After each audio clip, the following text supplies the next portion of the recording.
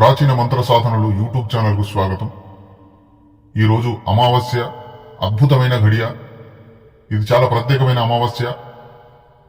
ఇలాంటి అమావాస్య రోజులలో తాంత్రికులు, మాంత్రికులు, సాధకులు వశీకరణ ప్రయోగాలను, విద్వేషణ ప్రయోగాలను, ఉచ్చాటన ప్రయోగాలను, కట్టు ప్రయోగాలను, అలాగే అన్య శక్తులను జాగృతం చేసే ప్రయోగాలను చేస్తూ ఉంటారు. ఇది చాలా ప్రత్యేకమైన అమావాస్య. ఈ అమావాస్య అనేది వృధా కాకూడదనే ఉద్దేశంతో సాధకుల కొరకు ఒక అద్భుతమైన తీవ్ర వశీకరణ మంత్రాన్ని అందించబోతున్నాం. ఈ తీవ్రమైన వశీకరణ మంత్రం అనేది చాలా ఉగ్రమైనది.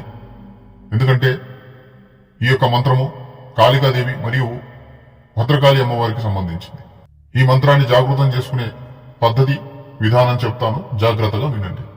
ఈ యొక్క మంత్రాన్ని ఈ రోజున 11 లేదా 12 గంటలకి మీరు జపం చేయాలి. మొదటి రోజు ఒక మాల జపం చేయాలి, అనగా ఈ రోజు. రేపటి నుంచి బ్రహ్మ ముహూర్తంలో లేచి 3 మాలలు జపం చేయాలి. అలాగే సూర్యాస్తమయ సమయంలో 3 మాలలు జపం చేయాలి. ఈ రోజు ఒక మాల జపం చేయండి 12 గంటల లోపు. ఆ తర్వాత రేపటి నుంచి ఉదయం మళ్ళీ సాయంత్రం, ఉదయం 3 మాలలు, సాయంత్రం 3 మాలలు. ఉదయం సూర్యుడు ఉదయించే ముందు జపం చేయాలి. సాయంకాలము సూర్యుడు అస్తమించిన తర్వాత జపం చేయాలి. ఏకాంతంగా కూర్చొని జపం చేయండి. ఎక్కడైనా చేయొచ్చు, ఏకాంతంగా కూర్చొని చేయాలి. జపం చేసేటప్పుడు మిమ్మల్ని ఎవరు కూడా డిస్టర్బ్ చేయకూడదు. అలాగే ఈ యొక్క జపం చేసేటప్పుడు నలుపు రంగు బట్ట అనేది మీరు పరుచుకొని దక్షిణ ముఖం వైపు తిరిగి, అంటే దక్షిణ దిశ వైపు మీరు తిరిగి కూర్చొని 2 అగరబత్తులు వెలిగించి జపం చేయాలి. కేవలం జపం చేయాలి. 108 సార్లు, 108 సార్లు, 108 సార్లు. ఈ ప్రకారంగా 3 మాలలు జపం చేయాలి.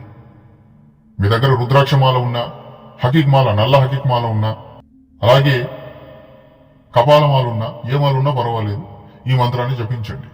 ఈ రోజు చాలా ప్రత్యేకమైన రోజు కనుక ఈ మంత్రాన్ని మీరు జపించినట్లయితే ఊర్జా శక్తి అనేది చాలా తీవ్రంగా మీకు దొరకడం జరుగుతుంది.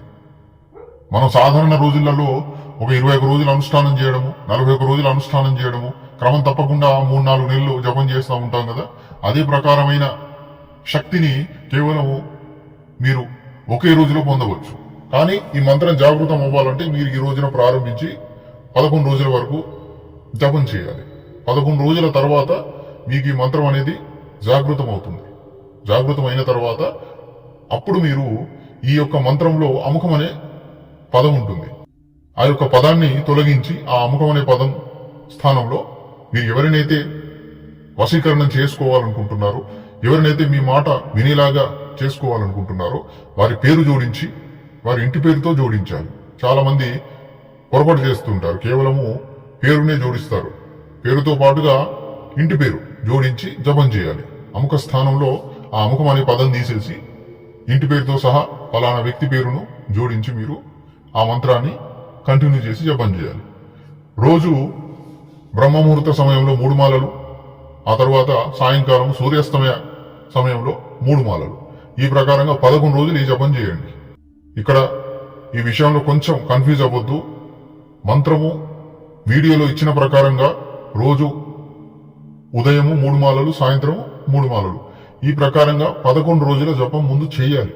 చేస్తే ఈ మంత్రం అనేది జాగృతం అవుతుంది, యాక్టివేట్ అవుతుంది.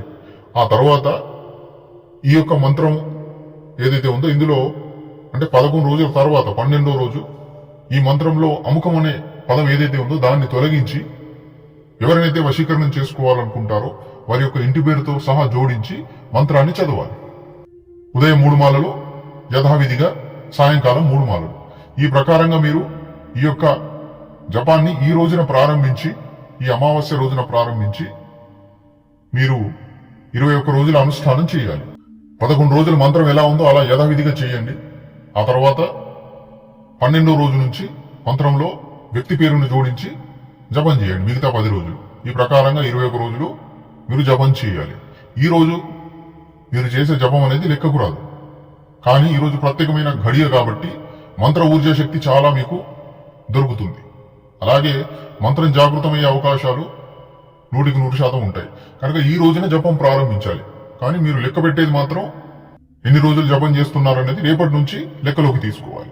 ఈ ప్రకారంగా మీరు ఈ యొక్క మంత్రాన్ని 21 రోజుల అనుష్ఠానం ప్రకారం చేస్తే 100% ఈ మంత్రం అనేది మీకు కార్యం చేయడం జరుగుతుంది.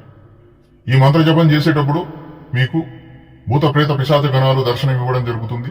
దాంతోపాటు మీకు కొన్ని సందర్భాలలో ఉదయం పూట మీకు కొన్ని విషయాలు జరగబోయే విషయాలు, భవిష్యత్తులో జరగబోయే విషయాలు కావచ్చు, అలాగే వర్తమాన కాలానికి సంబంధించిన విషయాలు మీ ముందు కొన్ని జరగబోయే విషయాలు అనేవి తెలియడం జరుగుతుంది. దాంతోపాటుగా కాస్తంత కోపం రావడం జరుగుతుంది. మీరు జపం చేసేటప్పుడు చుట్టుపక్కల వాతావరణం కూడా కొంచెం ఉగ్రంగా మారడం జరుగుతుంది. సరైన స్థలాన్ని ఎంచుకోండి. ఈ రోజుల్లో ఎండలు ఎప్పుడు పడతాయో వర్షాలు ఎప్పుడు పడతాయో మనం సరిగ్గా చెప్పలేం గనక మీరు జపం చేసే స్థలాన్ని జాగ్రత్తగా ఎంచుకోండి. ఇంట్లోనే ఏకాంత స్థలంలో జపం చేయండి, ఏమి ఇబ్బంది ఉండదు. కానీ మీరు జపం చేసేటప్పుడు ఎవరు మిమ్మల్ని డిస్టర్బ్ చేయకూడదు, ఎవరు మిమ్మల్ని తాకకూడదు. జపం చేసేందుకు రుద్రాక్షమాల లేదా నల్ల హకీమాలను వాడండి. దాంతోపాటుగా నల్ల బట్ట పరుచుకొని జపం చేయండి. దిశ దక్షిణం ఉంటుంది. రోజు 2 అగరబత్తులు వెలిగించుకొని ఈ యొక్క మంత్ర జపం చేయాలి. ఖచ్చితంగా మీకు దీని యొక్క ప్రభావం అనేది కనిపిస్తుంది. దీని యొక్క ప్రభావము, ఈ మంత్రం యొక్క శక్తిని మీరు తెలుసుకోవడానికి కనీసము వారం రోజుల సమయం పడుతుంది. వారం రోజుల తర్వాత మీకు అనుభవాలు అనేవి స్టార్ట్ అవుతాయి మెల్లిమెల్లిగా. జాగ్రత్తగా బ్రహ్మచర్యాన్ని పాటించి ఈ మంత్ర జపం చేయండి. ఈ యొక్క మంత్రం అనేది సిద్ధి కలిగితే ఖచ్చితంగా మీరు కొన్ని అద్భుతమైన ప్రయోగాలు చేయవచ్చు. ఆ ప్రయోగాలు అనేవి వీడియో సందర్భంగా చెప్పడం కుదరకపోవచ్చు. ఎందుకంటే కొన్ని విషయాలను, కొన్ని ప్రయోగాలను అందరికీ అర్థమయ్యేలా చెప్పకపోవడమే మంచిదని నా అభిప్రాయం.